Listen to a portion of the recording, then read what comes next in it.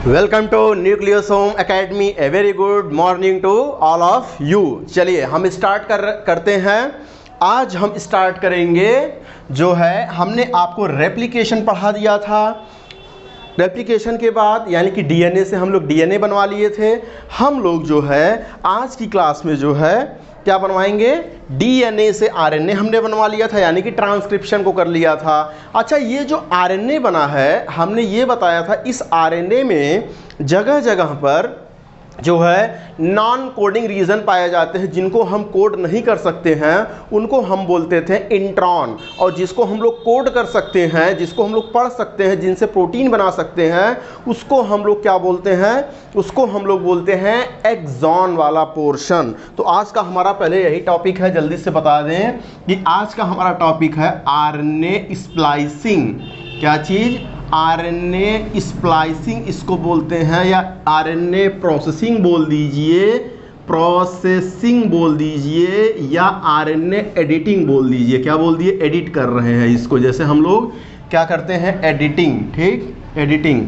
जैसे हम लोग क्या करते हैं कि मान लीजिए कोई वीडियो बना रहे हैं हम, ठीक, बीच में खराब पोर्शन या किसी भी कारण से क्या आ गया, वहाँ पे हमको मिस्टेक हो गई, तो हम लोग क्या करते हैं, उतना क्रॉप करके निकाल देते हैं। एडिट करते हैं कि नहीं करते हैं? तो वही चीज़ है आरएनए जो हमारा होता है बाबू, जो डीएनए से बना हुआ है ये आरएनए। देखिए ये इसका कौन सा एंड था, 5' एंड था। ये कौन सा एंड था, 3' एंड था। अब देखिए होता क्या है इस आरएनए में, ये देखिए ये जो हम ग्रीन कलर से बना रहे हैं ये तो आप आसानी से पढ़ ले जाओगे, राइट। लेकिन ये वाला ज़रा पोर्शन देखिए, यहाँ पर जो ग्रीन कलर से बना रहे हैं ये बड़े आसानी से आप रीड कर ले जाओगे, क्योंकि ये अच्छे खासे हैं, दूर दूर हैं। ठीक है, ये न्यूक्लियोटाइड के सीक्वेंस है, मतलब एडेनिन, ग्वानिन, साइटोसिन, थाइमिन नहीं, यूरेसिल होगा, आरएनए है, ऐसे सारे लगे हुए थे न्यूक्लियोटाइड, बड़े आराम से पढ़ ले जाओगे। लेकिन कहीं कहीं पर ये बहुत इतने ज़्यादा पास होते हैं कि आप इनको रीड नहीं कर पाओगे, यानी कि ये कोड नहीं कर पाओगे। ठीक है, जैसे यहाँ पर भी अगर बीच में पाया जाएगा तो इसको कोड नहीं कर पाओगे। ठीक, तो अगर कोड नहीं कर पाओगे, जैसे भाई कोई बुक है आपकी, उसके सारे पेजेस हमने चिपका दिए, तो क्या आप वो बुक पढ़ पाओगे? नहीं पढ़ पाओगे ना। तो वो उसको कोड नहीं कर पाओगे तो क्या कहोगे, ये हमारे लिए बेकार है किताब। ठीक है, इसको हम पढ़ेंगे ही नहीं। क्यों? क्योंकि इतना ज़्यादा हमने कॉम्प्लेक्सिटी से चिपका दिया हुआ है बुक को फेविकोल ले करके। ठीक, चिपका ले, सही है, फेविकोल से। ठीक, तो आप देखिए जिनको डिकोड नहीं कर पा रहे हो इनको हम लोग क्या बोलते हैं, बायोलॉजी लैंग्वेज में इंट्रॉन बोलते हैं। इसको भी क्या बोलेंगे, इंट्रॉन बोलेंगे, राइट। और जिनको आप कोड कर पा रहे हो न्यूक्लियोटाइड को, उसको बोलते हैं एक्सॉन। क्या बोलते हैं? एक्सॉन। यहाँ पर भी क्या चीज़ है, एक्सॉन। यहाँ पर भी क्या चीज़ है, एक्सॉन। ये भी क्या चीज़ है, एक्सॉन है। तो एक्सॉन को हम एक तरीके से कह सकते हैं ये हमारा कोडिंग पार्ट है। क्या चीज़ है ये?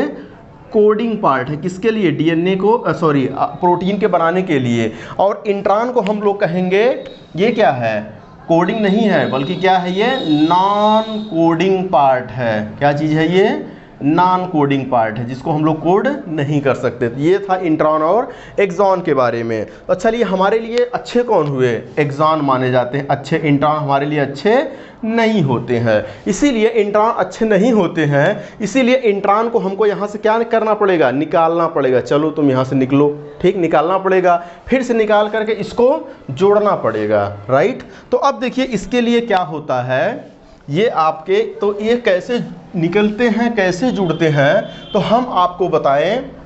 इंट्रॉन को निकालना, right, removal of intron and joining of exon 1 by 1। ठीक है, इंट्रॉन को निकाल देना, ठीक है, इंट्रॉन को निकाल देना, एक्सॉन को लगा देना, जो अच्छे वाले लोग हैं उनको फिर से लगा देना। इसी को हम लोग बोलते हैं आरएनए प्रोसेसिंग। आरएनए में क्या कर रहे हैं हम लोग, प्रोसेस कर रहे हैं, या आरएनए को एडिट कर रहे हैं, आरएनए एडिटिंग कह लीजिए, चाहे इसी को हम लोग क्या बोलते हैं, स्प्लाइसिंग। क्योंकि स्प्लाइसिंग इसलिए बोलते हैं, अभी एक हम ग्रुप ऑफ एंजाइम का नाम बताएंगे जो ये पूरा काम करवाता है, उसी को हम लोग बोलते हैं स्प्लियोसोम। क्या बोलते हैं? स्प्लियोसोम या स्प्लाइसियोसोम बोलते हैं, राइट। तो अब देखिए होता क्या है कि यहाँ पर जो होता है स्प्लियोसोम जो होता है, स्प्लियोसोम कह दीजिए, चाहे इसी को बोल दीजिए स्प्लाइसियोसोम, ठीक है। स्प्लाइसियोसोम ये किसका बना होता है? ग्रुप ऑफ आरएनएज, ठीक है, आरएनएज, ठीक है, आरएनएज एंजाइम।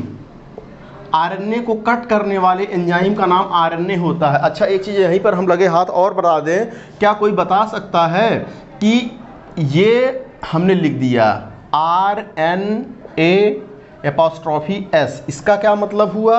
और हमने लिख लिया RN स्मॉल में ASE, ये देखिए ये दो टर्म हमने आपके सामने रखे हैं, capital R capital N capital A small s, capital R capital N small a small s small e।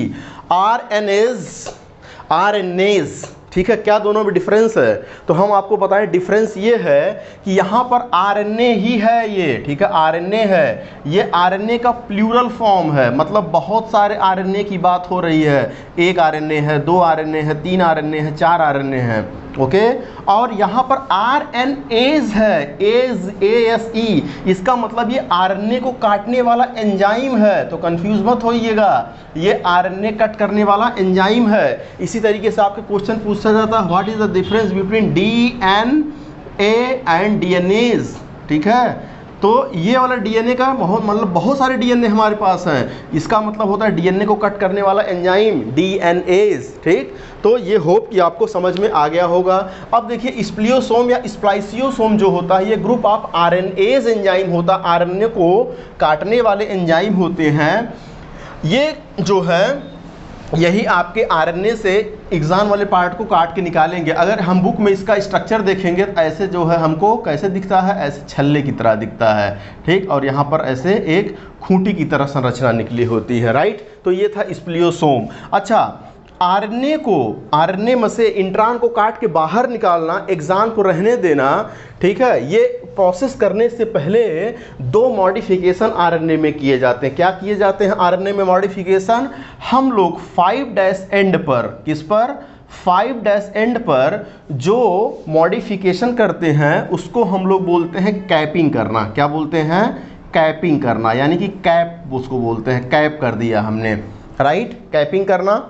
अब देखिए 3' एंड पर जो मॉडिफिकेशन करते हैं, 3' एंड दूसरे सिरे पर जो मॉडिफाई करते हैं उसको बोलते हैं टेलिंग करना। क्या बोलते हैं? टेलिंग, क्योंकि ये हम लोग कर रहे हैं टेल पर, पिछले वाले पोर्शन पर, ठीक। तो अगर आप कभी कंफ्यूज हो जाइएगा किस एंड पर कैपिंग होता है, किस पर टेलिंग होता है, तो T से टेलिंग, T से 3, T से टेलिंग होता है और स्पेलिंग THR3 होता है ना, तो ये 3' एंड पर हम लोग क्या करते हैं? टेलिंग करते हैं। तो इसका मतलब कैपिंग किस पर करेंगे? 5' एंड पर करेंगे।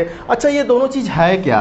देखिए होता ये है कि ये RNA का बहुत बड़ा टुकड़ा है, ये 5' है, ये 3' है, ठीक। जैसे ही आप इसमें से इंट्रॉन को खींच के बाहर निकालोगे, ठीक है, ये कहीं फिर से क्या ना हो जाए, कहीं फिर से ये धागा उलझ ना जाए, तो हम 2 चौकीदार बैठा देते हैं। क्या बैठा देंगे? चौकीदार। कहेंगे ओए एक चौकीदार इधर बैठो तुम 5' एंड पे, और एक चौकीदार कहाँ बैठ जाओ? 3' एंड पे, और कस के रस्सी को पकड़े रहो क्योंकि हम इसमें से कुछ खींचने जा रहे हैं, राइट।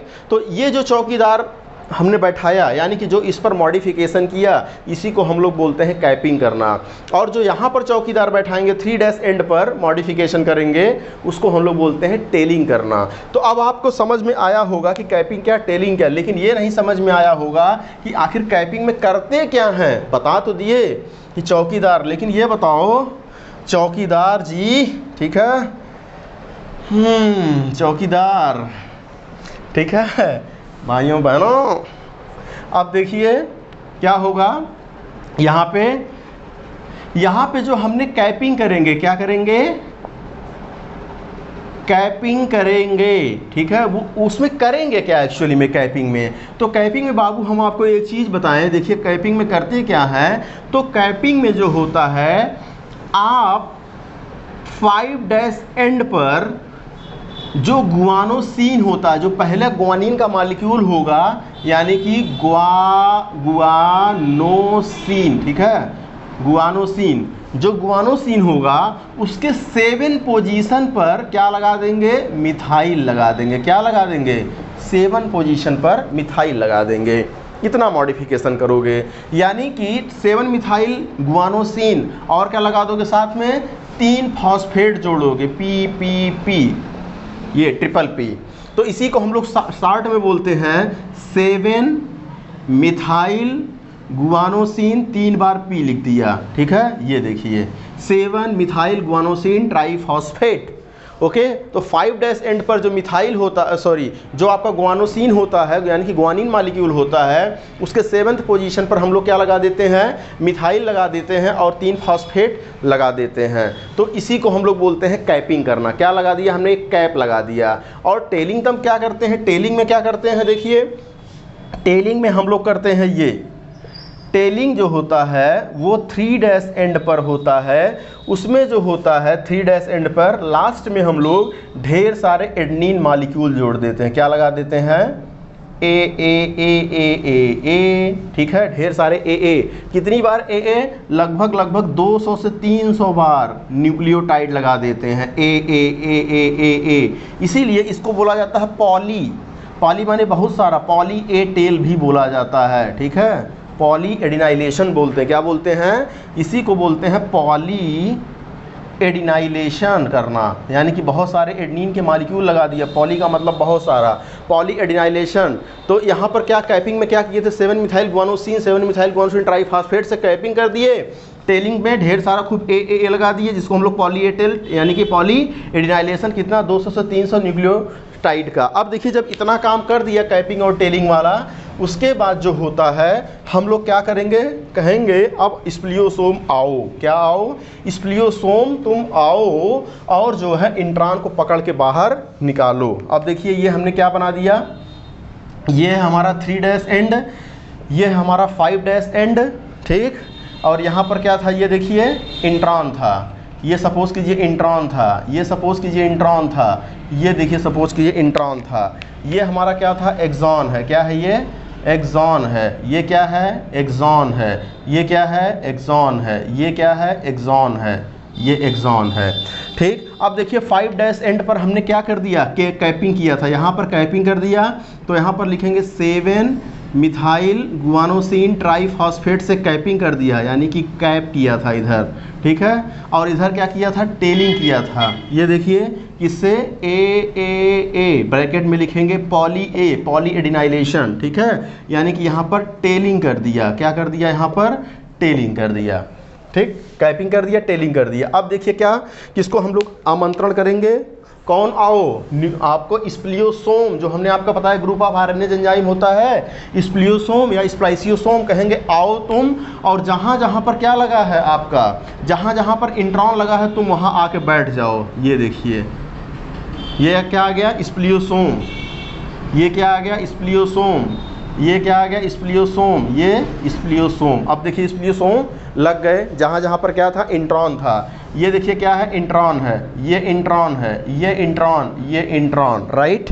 अब देखिए क्या है, ये portion exon, this one exon, this one exon, this one exon, this one exon. अब देखिए अगले स्टेप में क्या होगा, अगले स्टेप में ये होगा कि अब जैसे जो है हमको एक बोरी खींचनी थी, तो हमने उसमें हुक फंसाया और बोरी को क्या कर लिया, ट्रक से बाहर खींच लिया, हुक फंसा के खींच लिया। उसी तरीके से ये क्या करता है, एक एक्सॉन ऐसे आया, जा करके इससे चिपक गया इंट्रॉन से, ठीक, और ऐसे मारेगा, ये बाहर की तरफ हो जाएगा, ये खींच लेगा बाहर, ये खींच लेगा बाहर, इसको भी खींच लेगा बाहर, हो गया काम तमाम इसका।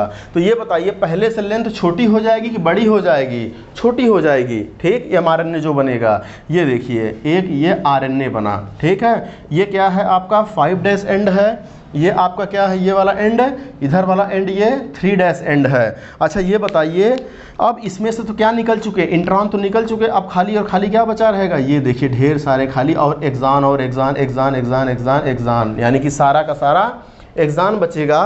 प्लस क्या निकल गया, प्लस जो है ये देखिए इंट्रॉन वाले पोर्शन ढेर सारे निकल गए, ठीक, और ये भी निकल जाएगा इसके साथ में। ये क्या था, स्प्लियोसोम, वो बाहर निकल गया, ठीक। तो हम इसकी चर्चा ही नहीं करेंगे, ये हमारे काम का नहीं है। तो अब ये वाला जो RNA बना, भाई ये भी RNA था, ऐसा बात नहीं है कि RNA नहीं था, बस इसमें इंट्रॉन और एक्सॉन दोनों प्रेजेंट थे।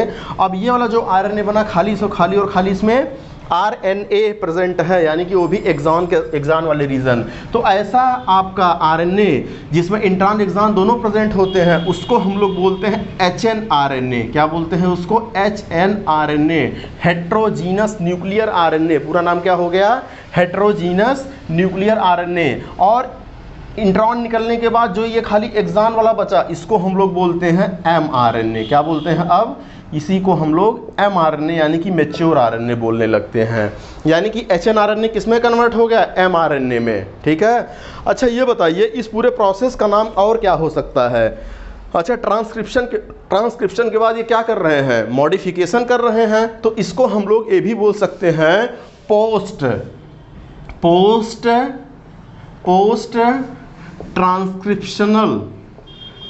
ट्रांसक्रिप्शनल, मतलब ट्रांसक्रिप्शन के बाद पोस्ट ट्रांसक्रिप्शनल क्या?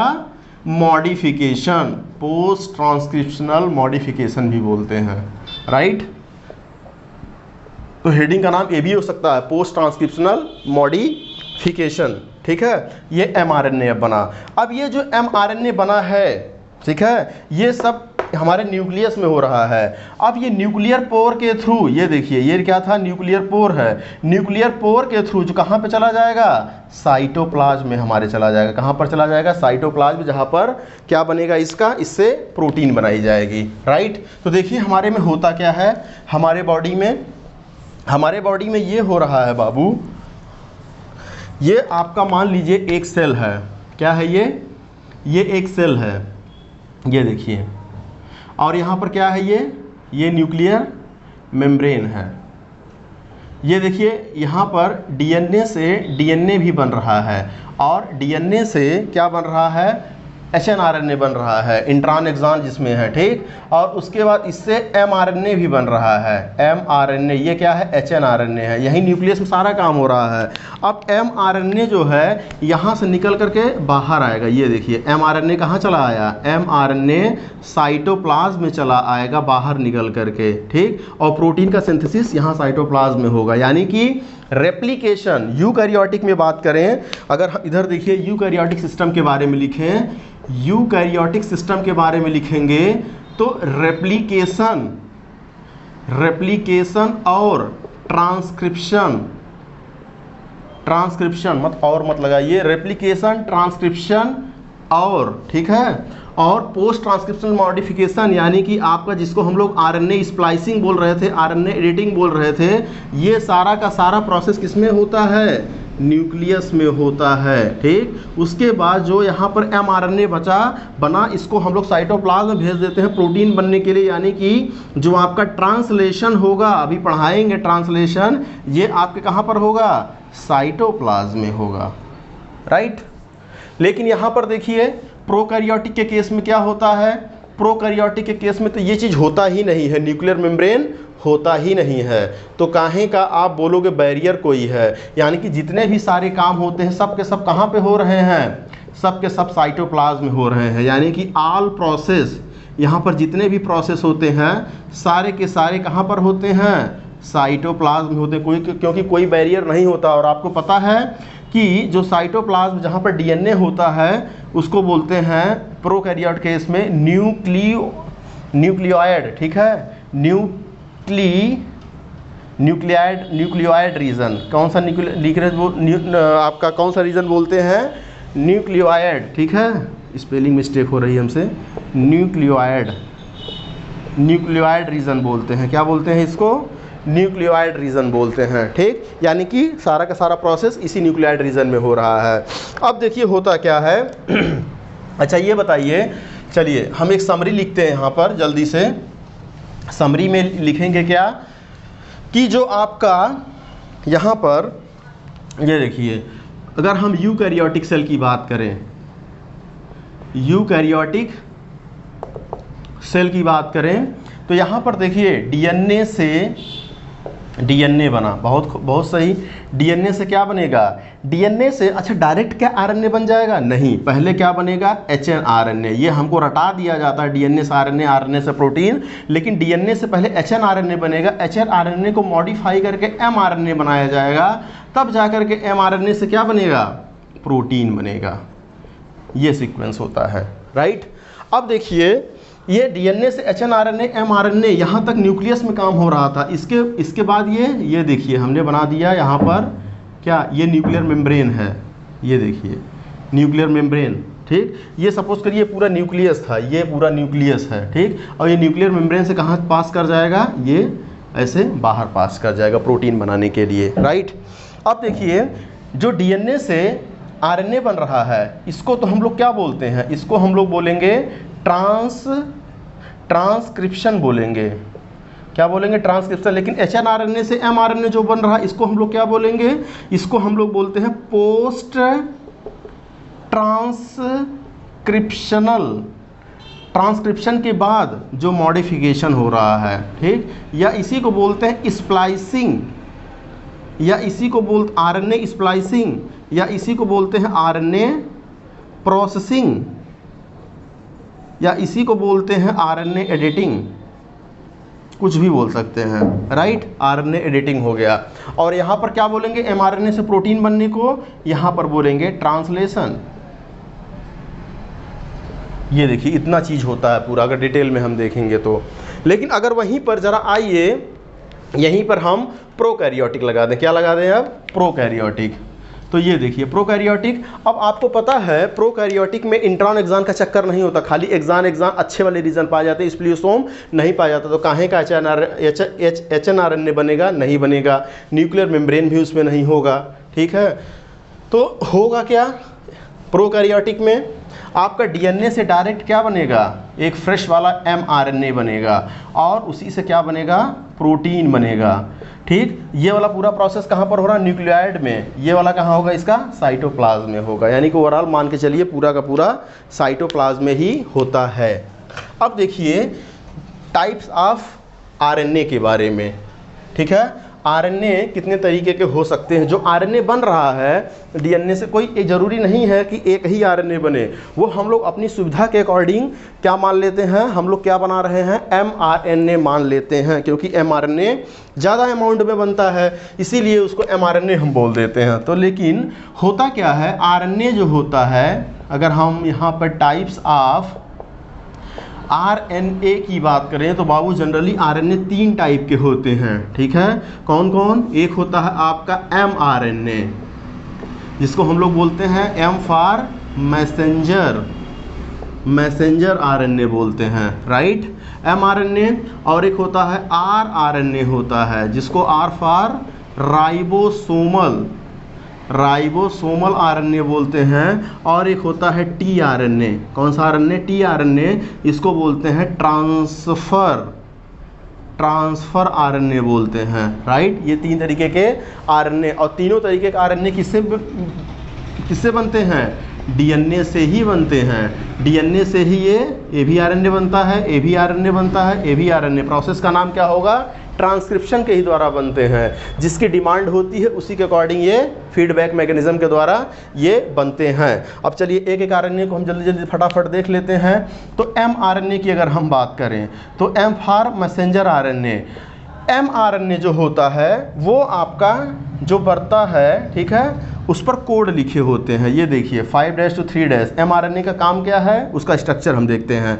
एमआरएनए ऐसे थ्रेड लाइक स्ट्रक्चर होता है, 5 to 3 डायरेक्शन में होता है।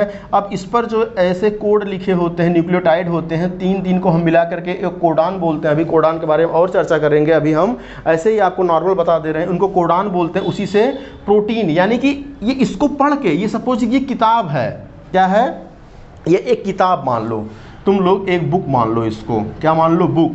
यानी कि इसमें चीज़ें लिखी हुई हैं खाली, ठीक है, चीज़ें लिखी हुई हैं। एक टेम्पलेट प्रोवाइड करेगा, एक प्लेटफॉर्म प्रोवाइड करेगा, किसके लिए, प्रोटीन सिंथेसिस के लिए। और हम आपको बताएं कि ये एमआरएनए कोशिका में सबसे कम होता है, सेल में खाली 5 to 10% होता है अगर देखा जाए तो, यानी कि सबसे कम होता है। और ये एमआरएनए जो होता है क्या होता है, हाईली अनस्टेबल होता है, सबसे अनस्टेबल आरएनए है। ये खाली 2-3 मिनट के लिए बनता है, उसके बाद ख़त्म हो जाएगा अगर प्रोटीन नहीं बनेगा तो। अनस्टेबल है, क्या है ये, सबसे अनस्टेबल होता है, सबसे कम भी पाया जाता है, सबसे अनस्टेबल भी होता है। ये था एमआरएनए के बारे में।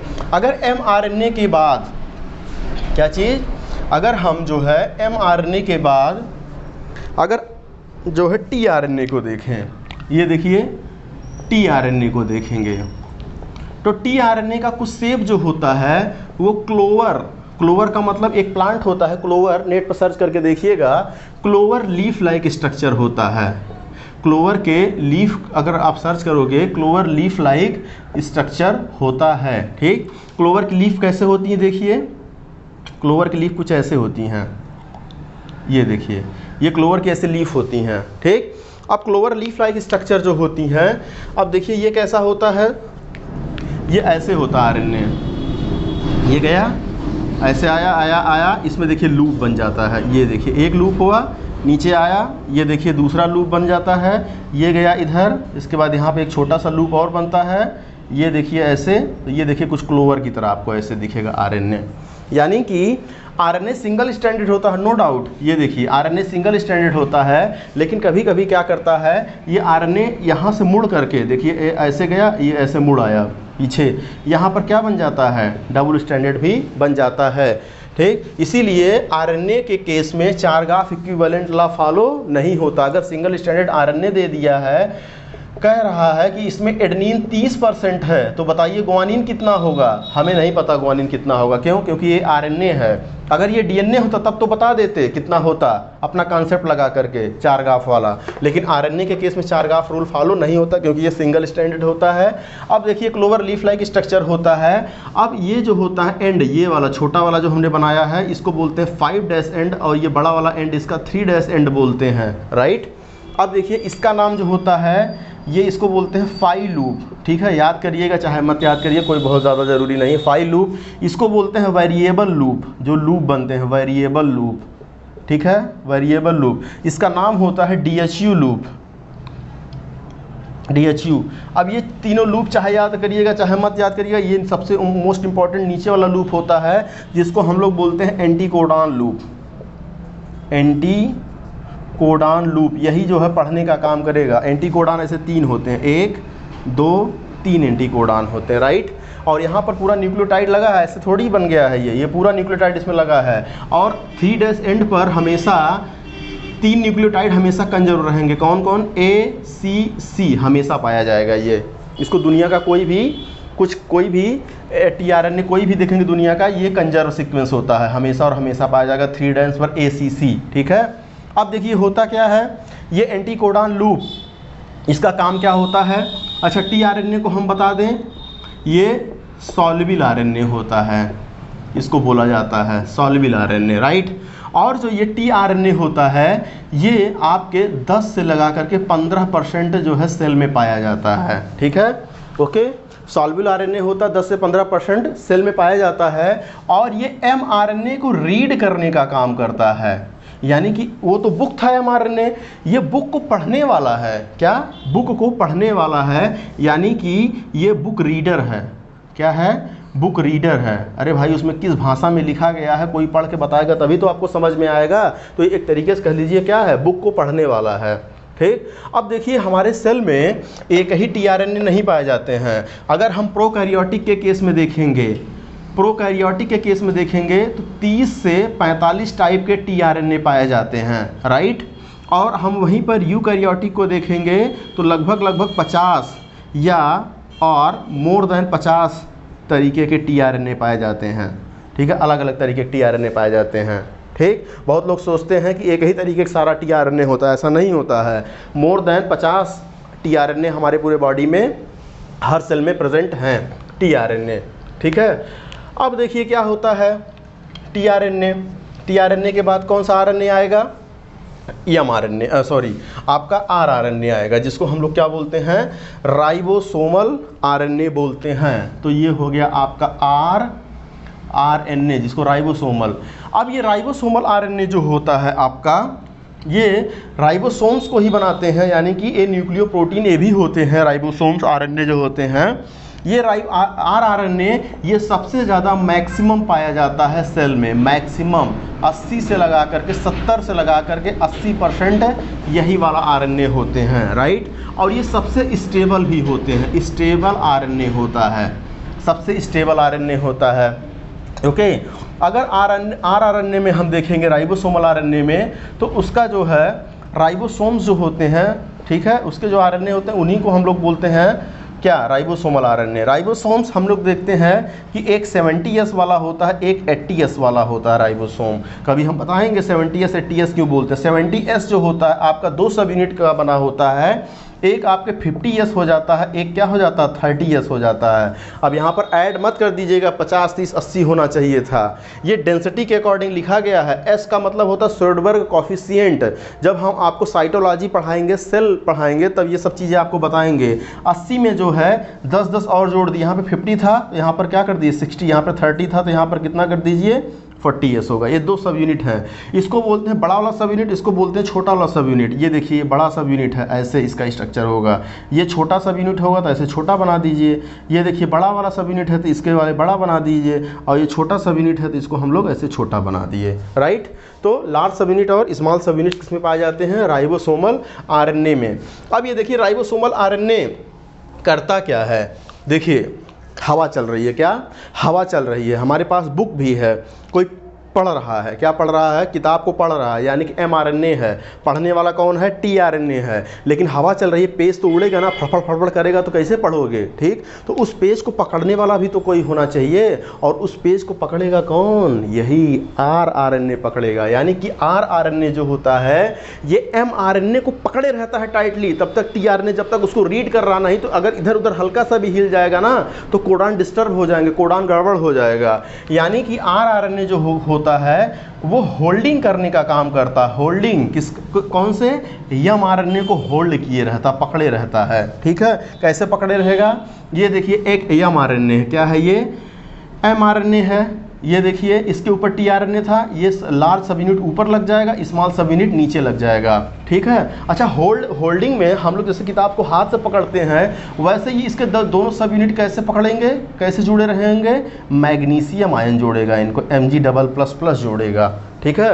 देखिए सेल में जब मैग्नीशियम आयन का कंसंट्रेशन 0.01, ठीक है, जब मिली मोलर होता है, ओके, तो ये दोनों सब यूनिट क्या हो जाते हैं, जुड़ जाते हैं। जब सेल में कंसंट्रेशन 0.01 मिली मोलर से कम होता है, इसका कंसंट्रेशन मैग्नीशियम का, तो ये दोनों सब यूनिट क्या होते हैं, अलग अलग होते हैं, फ्री रहते हैं। लेकिन जैसे ही ज़्यादा हुआ इससे, ये दोनों सब यूनिट आगे टपाक से क्या होंगे, ये चपक जाएंगे, ये देखिए चिपक गए, ठीक है। तो मैग्नीशियम आयन प्ले रोल करता है दोनों को बांधने में, ठीक है, लार्ज और स्मॉल सब यूनिट को। तो ये था rRNA का काम। अब सीक्वेंस लिख लीजिए, चाहे स्टेबिलिटी का सीक्वेंस पूछा जाए आपसे, स्टेबिलिटी का सीक्वेंस और परसेंटेज कितना पाया जा रहा है, यानी कि ऑकरेंस कितना कितना परसेंट पाया जाता है आरएनए। तो सबसे ज़्यादा पाया जाता है आपका कौन सा आरएनए, हमने बताया राइबोसोमल आरएनए, यानी कि rRNA सबसे ज़्यादा पाया जाएगा। उसके बाद कौन सा, उसके बाद tRNA होगा, उसके बाद सबसे कम कौन होगा, mRNA होगा, mRNA होगा। स्टेबिलिटी सबसे ज़्यादा किसकी होगी, rRNA की, सबसे कम स्टेबिलिटी mRNA की। सबसे ज़्यादा सेल में कौन पाया जाएगा, rRNA पाया जाएगा, सबसे कम कौन पाया जाएगा, mRNA पाया जाएगा, राइट। tRNA का दूसरा नाम, tRNA का सॉल्युबल आरएनए, याद रखिएगा नाम, ओके। अब देखिए होता क्या है कि ये जो आरएनए होते हैं, राइट, ये आरएनए, एक लास्ट पॉइंट हम आपको बता रहे हैं, ये आरएनए अगर प्रोकैरियोटिक में है, क्या चीज़, प्रोकैरियोटिक में है, प्रोकैरियोटिक सिस्टम में और यूकैरियोटिक सिस्टम, ठीक है। प्रोकैरियोटिक में, अच्छा आपको इतना तो पता है कि डीएनए से ही आरएनए बनता है। कौन कौन आरएनए बन सकते हैं, mRNA बन सकता है, tRNA बन सकता है और rRNA बन सकता है, कोई भी आरएनए बन सकता है। यहाँ पर कुछ भी लगा सकते हैं, यहाँ जनरल हम लोग आरएनए लिख दिए हैं, ठीक है। प्रोकैरियोटिक में देखिए, अच्छा डीएनए से आरएनए बनाने वाला एंजाइम आरएनए पॉलीमरेज। तो यहाँ पर प्रोकैरियोटिक में 3 तरीके के पॉलीमरेज पाए जाते हैं, यानी कि 3 आरएनए पॉलीमरेज पाए जाते हैं, 3 आरएनए पॉलीमरेज पाया जाता है। अब 3 RNA polymerase, RNA polymerase, RNA pol, Paul का मतलब polymerase 1, RNA pol second, RNA pol third, 3 polymerase पाए जाते हैं, ठीक। अगर डीएनए को किसने रीड किया, आरएनए पॉलीमरेज 1 ने रीड किया, तो बनने वाला आरएनए कौन सा होगा, rRNA होगा, ठीक है। अगर इसी को डीएनए सीक्वेंस को आरएनए पॉलीमरेज सेकंड ने रीड किया तो बनने वाला आरएनए कौन सा होगा, एमआरएनए होगा। अब बचा कौन, टीआरएनए। तो आरएनए पॉलीमरेज थर्ड ने रीड किया तो जो बनेगा वो क्या बनेगा, टीआरएनए बनेगा। तो इतना याद रखिएगा, आरएनए पॉलीमरेज फर्स्ट से आरआरएनए, सेकंड से एमआरएनए, थर्ड से टीआरएनए। तो ऐसे याद कर लीजिए, आरएमटी, एचएमटी की घड़ी आती है ना, एचएमटी, तो आरएमटी आप याद करेंगे। ठीक है, ओके, ठीक। अब देखिए यूकैरियोटिक सिस्टम में क्या होता है, यूकैरियोटिक सिस्टम में जो होता है यहाँ पर यानी कि हम लोगों के सेल में खाली और खाली एक आरएनए पाया जाता है, only one type RNA polymerase पाया जाता है। और यही जो होता है तीन तरीक़ों का आरएनए बनाता, आर हो चाहे एम हो चाहे टी हो, तीनों तरीके के आरएनए को बनाता है। डिपेंड करता है किसकी कमी है, किसकी डिमांड है, उसी के अकॉर्डिंग बना देता है। तो ये याद रखिएगा, प्रोकैरियोट में 3 आरएनए पॉलीमरेज पाए जाते हैं, फर्स्ट वाले से आरआरएनए, सेकंड वाले से एमआरएनए, थर्ड वाले से टीआरएनए। लेकिन यूकैरियोटिक सिस्टम में एक ही आरएनए होता है पॉलीमरेज जो कि तीनों आरएनए को बनाता है, आरएमटी। ठीक है, अब देखिए क्या होता है, एक चीज़ हम आपको और बताएं, एक चीज़ में हम क्या बताएंगे आपको, ये जो होता है फर्स्ट वाला आरआरएनए, ठीक। अच्छा ये बताइए जो एमआरएनए है, एमआरएनए इससे पहले क्या बनता है, एचएनआरएनए बनता था ना, तो एमआरएनए इसी से एचएनआरएनए भी बनेगा। क्या बनेगा, यही एचएनआरएनए को भी क्या करता है, कोड करता है, राइट।